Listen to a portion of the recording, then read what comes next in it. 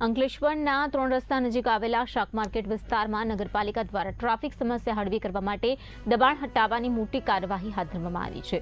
મુખ્ય માર્ગ અને સંજયનગર તરફ રસ્તા પર ગેરકાયદેસર લારીવાળાઓ દ્વારા કરાયેલ દબાણોને જેસીબીની મદદથી દૂર કરી માર્ગને ખુલ્લો કરવામાં આવ્યો છે। નગરપાલિકા દ્વારા છૂટક શાકભાજી વિક્રેતાઓને માર્કેટની આસપાસ વ્યવસ્થિત જગ્યા ફાળવવામાં આવી હોવા છતાં પણ કેટલાક મહિલા વિક્રેતાઓએ આ નિર્ણયનો વિરોધ નોંધાવ્યો હતો અને માર્કેટમાં જ બેસવાની માંગ સાથે રજૂઆત કરી હતી। भारत देश ની અંદરમાં મુગલ સલ્તનતે રાજ કર્યું, પછી અંગ્રેજો આવ્યા। હવે આ કાળા અંગ્રેજો આપણા પર જે ગરીબ લોકો પર કાળું દમન કરી રહ્યા છે, કારણ કે ગરીબો લોકો જાય તો ક્યાં જાય। યુપી બિહારથી આ કાળા ભૂંગળા જોઈને લોકો ઉતરી પડેલા। આજે અંકલેશ્વર અને ભરૂચ જિલ્લાની પ્રજા સાઈડ પર મુકાઈ ગઈ છે ને હપ્તા આપે તેને ત્યાં જગ્યા આપવામાં આવી રહેલી છે।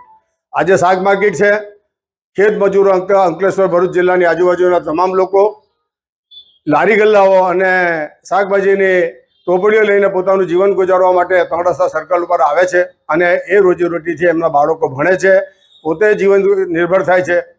અને ખેડૂતો માટે તો આ સરકાર માંગ પોકારે છે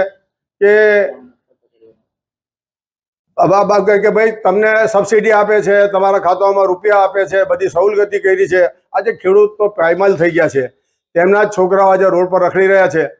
તે પ્રમાણેનું આજે જે 3 રસ્તા સર્કલ ઉપરમાં શાકભાજી લારી વેચવા માટે બુલડોઝર લઈ, કારણ કે બુલડોઝર સરકાર અમારા ત્યાં અંકલેશ્વરમાં પણ સક્રિય થઈ ગઈ છે, એટલે બુલડોઝર લોકોને લઈને આ ફેરવી દીધા છે। હવે એમણે ફેરવ્યું નથી, લોકોના પેટ જે ટ્રાફિકની સમસ્યા હતી, વર્ષો જૂની ટ્રાફિકની સમસ્યા હતી, એ ટ્રાફિકને એ કરીને અમે લોકોએ આ બધા જે ટોપલા ગામડેથી જે બધા ટોપલા લઈને વેચવા આવતા હતા શાકભાજી, એમના માટે હંગામી ધોરણે અમે બાજુની એક જગ્યા એમને ખુલ્લી કરી આપી છે અને અહીંયા વ્યવસ્થિત અમે એમને લેવલિંગ કરીને આ બધી બહેનો અહીંયાથી શાકભાજીનો વ્યવસાય કરે અને રોજીરોટી કમાઈ રહે એ માટે અમે આયોજન કર્યું છે। બીજું કે આ અહીંયા ગાડી બેઠક કરવાથી પાર્કિંગની જે સમસ્યા જે હતી તે અમારે જે અંદર પાર્કિંગ બનાવ્યું છે એમાં પાર્કિંગ થશે। આની સાથે જ અમે જે માર્કેટની બાજુમાંથી જે સંજયનગર બાજુ જતો જે રોડ હતો તે બી વર્ષો જૂનું બધા લારી ગલ્લા ને એ બધું હતું, એનું પણ